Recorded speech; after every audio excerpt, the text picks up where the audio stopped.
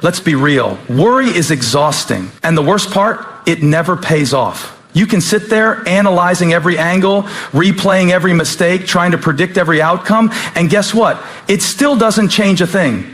Worry never produced a miracle. Worry never opened a door. Worry never healed anybody. It just wears you out and weighs you down. But faith does what worry never could. Some of us have been living like worry is our spiritual gift, like it's our duty to think everything to death. But God didn't create you to live in a state of anxiety over things you were never meant to carry. See, the enemy doesn't always attack with a tragedy. Sometimes he just wears you down with the constant pressure of what if? What if I don't get the job? What if it all falls apart? What if I'm not enough? Let me ask you something. How many times have you lost your peace over something that never even happened? Come on, be honest. How many sleepless nights have you spent worrying about a future that never unfolded the way you feared? That's because worry is a liar. Worry is a thief. And here's the part we don't like to admit.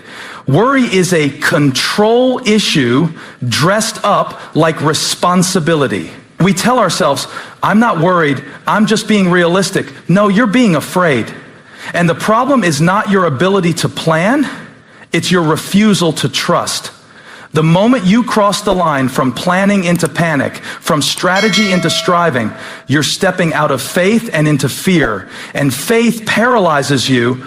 Faith, though, faith moves you.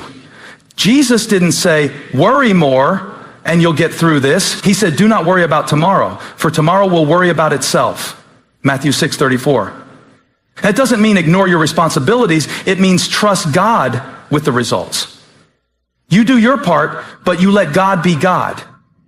Because at the end of the day, your worry can't change the outcome, but your faith can shift the atmosphere. You know what I've learned? Worry is believing the worst will happen. Faith is believing that even if the worst happens, God will still be good. Faith isn't a magic guarantee that everything will go the way you want. It's the unshakable confidence that no matter how it goes, you won't go through it alone.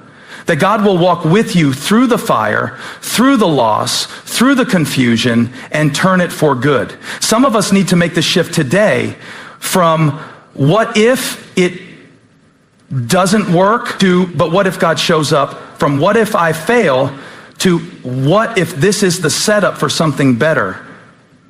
Faith sees opportunities where worry sees obstacles. Faith says, I don't know how, but I believe he will. Faith says, I may not be in control, but I'm in covenant with the one who is. Listen, the peace you're looking for doesn't come from knowing all the answers. It comes from knowing the one who holds the answers. The peace of God is not found in everything being fixed. It's found in everything being surrendered. So here's the challenge. When that worry starts rising up, when your mind starts racing and your chest tightens and you feel the weight of the what ifs pressing in, pause, breathe, and speak faith. Say it out loud if you have to. My worry can't do what my faith can. Say it until your soul starts to believe it. Because the truth is, you weren't built to carry everything. You were built to trust God with everything. And the moment you shift from worry to worship, the moment you stop letting anxiety sit on the throne of your heart, that's the moment heaven starts moving. That's when God steps into the storm and says, peace, be still. Not just to the situation, but to your soul. So, no, your worry won't work, but your faith will. Faith will hold you steady. Faith will unlock doors. Faith will carry you where worry never could. And here's the best news. You don't have to feel strong to have faith. You just have to choose to trust. Even when you're scared, even when you don't see the whole picture, even when you're tired of waiting, because God's not looking for perfection, he's looking for faith. And when you give him that, that's when things start to change. There's something about control that makes us feel powerful. Like if we can just plan it out, predict it, manage it, then everything will be okay. But the truth is, some of us are exhausted, not because of what life threw at us, but because of how tightly we're trying to hold it all together. Let me say this straight. Your need for control is choking your capacity for peace. And even deeper than that, it might be keeping you from seeing God's provision. See, God can't fill what's already full. And if your hands are full of worry, of your own plans, of backup plans and escape routes and what ifs, then there's no space left for God to pour out his provision. There's a moment in Scripture that always gets me. In Exodus, when the Israelites were fleeing Egypt and found themselves stuck between the Red Sea and Pharaoh's army, they did what a lot of us do when we feel trapped. They panicked. They started yelling at Moses, questioning God, and spiraling into fear. And what did Moses say? The Lord will fight for you. You need only to be still. Exodus 14:14. That sounds easy until you're standing at the edge of a sea with no boat, no bridge, and no options. But what Moses was saying, and what God is still saying to you today, is this: your panic doesn't unlock God's power. Your surrender does. We think provision is something we can hustle for. We think if we just do enough, say enough, manage it enough, we'll finally feel safe. But God's not calling you to strive your way into a miracle. He's calling you to trust your way into one. Think about it. Every major move of God in the Bible started after someone ran out of control. It was when the woman with the issue of blood had tried everything and spent all she had that she reached for Jesus. It was when the disciples had fished all night and caught nothing that Jesus said, cast your nets on the other side. It was when the boy only had 5 loaves and 2 fish and not enough to feed thousands that Jesus said, bring it to me. Provision doesn't start with your strength. It starts with your surrender. When you finally say, God, I don't know what to do, that's not failure, that's faith. And I know, letting go feels risky. Trusting God feels like walking blind sometimes. But here's the truth. Your control was never keeping you safe anyway. It was only giving you the illusion of safety. And sometimes God has to lovingly let your plans fall apart so you can finally discover that his plan was better all along. I wonder how many of us are missing the miracle because we won't stop micromanaging what only God can manage. We pray, God, I trust you, but then we pick the situation right back up, try to fix it, rearrange it, reanalyze it. And God is saying, if you'll take your hands off, I'll put my hands on, but I won't compete with your control.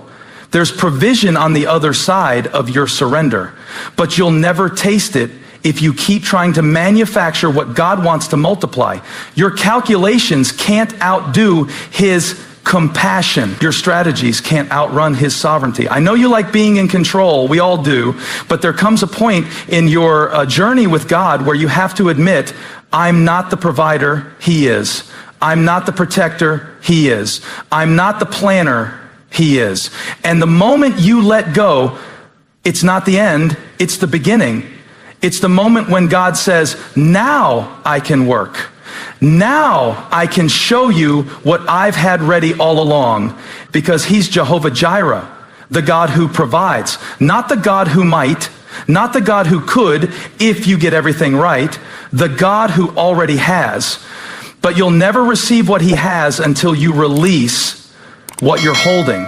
So today, maybe the bravest thing you can do is stop trying to control what you were never meant to carry. Maybe faith looks like saying, God, I give up trying to make this happen in my own strength. I trust that your way is better than my way and your timing is better than my timeline. Because when your control ends, his provision begins. And trust me, he's better at being God than you are. There's a crazy thing that happens to all of us. Sometimes the very things we can't control end up controlling us. It's like giving the steering wheel of your life to worry, anxiety, and fear and letting them drive. And before you know it, you're stuck in a traffic jam of stress, confusion, and helplessness. But hear me when I say this. You were never meant to be a hostage to the uncontrollable. The problem isn't that life throws you curveballs. The problem is when you let those curveballs dictate your every move, your every thought, your every emotion. Maybe it's a health diagnosis you can't change. Maybe it's a relationship that feels broken beyond repair. Maybe it's a job situation that's spinning out of your control. Maybe it's the economy, a pandemic, politics, things bigger than you, things outside your reach. Here's the thing. When you let what you can't control you, it steals your peace, it steals your joy, it steals your ability to move forward, it paralyzes your faith, and that's the exact opposite of what God wants for you. God's not calling you to be controlled by your circumstances, He's calling you to be controlled by your confidence in Him. You see, the enemy loves to whisper in your ear, you have to fix this. You have to figure this out. If you don't control it, it's going to destroy you. But that's a lie. The truth is that freedom begins when you stop trying to control everything. Freedom begins when you stop trying to predict every outcome and instead trust in the one who holds the future. Let me be honest. Letting go of control is hard. It's scary. It feels like you're jumping off a cliff without a parachute, but faith isn't about jumping blindly. It's about trusting that God has your landing zone planned out. When you release the things you cannot control, you open your hands to receive what only God can give, peace that surpasses understanding, joy that's alive in the darkest moments. And here's something powerful. You do have control over one thing, your response. You can't always control what happens to you, but you can control how you react. Will you let fear take over, or will you choose faith? Will you let anxiety dictate your day, or will you choose peace? Choosing faith doesn't mean ignoring reality. It means recognizing that reality doesn't have the final say. God does. Look at the stories of the Bible. David faced giants he couldn't control. Daniel faced lions he couldn't control. As he experienced joy, he went further along in life than he ever had before. Shadrach, Meshach, and Abednego faced fire they couldn't control. But none of them let those uncontrollable situations control their hearts. They chose to stand firm in God's promises. And you can too. Don't let your fear of what could happen keep you from stepping into what God has for you. Don't let your doubts about the future keep you from trusting God today. Don't let the chaos around you steal your calm within. It's time to reclaim your peace. It's time to take back the steering wheel from worry and hand it over to God. Remember, the storms of life don't have to be your captors. They can be your classrooms. They can be the very places where your faith grows deeper, stronger, and more real. So when you feel overwhelmed by what you can't control, remind yourself, God is still on His throne. God is still working all things together for good. God is still faithful. And that's why you don't have to be controlled by fear, anxiety, or stress, because God's got this. Your peace doesn't depend on the state of the world or the circumstances around you. It depends on the one who created the world and holds it in His hands. So don't give your power away to what you cannot control. Stand firm, trust God, and watch how He turns your mess into a message, your test into a testimony, your trial into triumph. You've got a choice to be controlled by your circumstances or to be controlled by your confidence in God. Choose confidence, choose faith, choose freedom, and stop letting what you can't control you. Sometimes we carry burdens that were never meant for us to carry. We try to hold on to things so tightly, problems, fears, doubts, that it's like we're clutching a burning coal, expecting it not to burn us. And the irony is, the tighter we grip, the more pain we feel. But what if I told you today that God's got it, that He's holding it all in His hands already, and you can let it go? Letting go sounds simple, but I know it's one of the hardest things we have to do. We hold on because we think if we let go, everything will fall apart. If we release control, the whole world might crumble. But that's the exact lie the enemy wants you to believe. That your grip is the only thing keeping things together. It's not, it's God. When you stop trying to micromanage every detail, When you stop running the show, you create space for God to move in ways you never imagined. The Bible tells us over and over, cast your cares on the Lord because he cares for you. That word cast means to throw off, to release, to surrender. It's an invitation to unload what's too heavy for you. And here's the truth. God's got it. The situation that's keeping you up at night, God's got it. The relationship that feels like it's slipping away, God's got it. The financial struggle, the health battle, the job uncertainty, God's got it.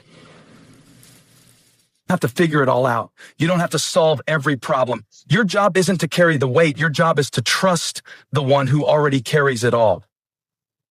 Look at the story of Peter walking on water.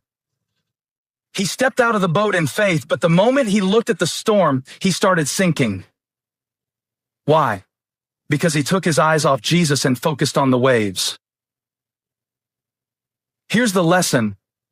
When you focus on what you're holding, when you cling to control, you start to sink. But when you fix your eyes on Jesus, on his power, on his promises, you can walk on water. You may be thinking, but how do I let it go? What if I fall? The answer is you won't fall if you trust God. You'll stand on the unshakable foundation of his love and sovereignty.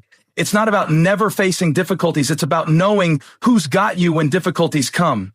Sometimes the hardest part of letting go is fear. Fear tells you that if you release your worries, you'll be left vulnerable. But faith says, I'm safe in God's hands. Faith says he is my refuge and strength, an ever-present help in trouble. Psalm 46:1. So instead of fear, let faith lead. Think about the Israelites trapped at the Red Sea with Pharaoh's army behind them. They had no control, no way out, but God told them to stop worrying and be still because he was fighting for them. Sometimes God calls us to stop striving, stop trying, and just trust him to do what only he can do.